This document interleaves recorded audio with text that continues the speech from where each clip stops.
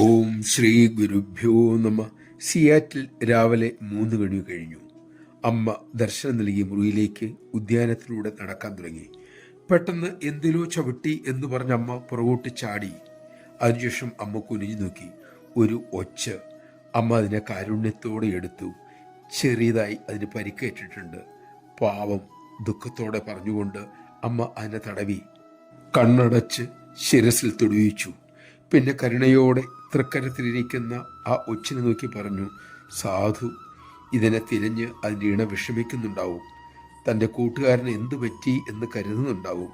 അതിനുശേഷം മെല്ലെ ചെടിയുടെ ചുവട്ടിൽ ആ സുഹൃതം ചെയ്ത ജീവനെ താഴെ വച്ചു. നമഃശിവായ.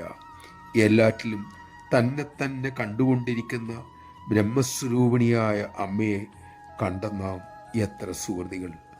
ആ മഹാഭാഗ്യം ജീവിതം ധന്യമാക്കാൻ ഉപയോഗിക്കാൻ നമുക്ക് സാധിക്കട്ടെ. അതിനായി അമ്മ നമ്മെ അനുഗ്രഹിക്കട്ടെ.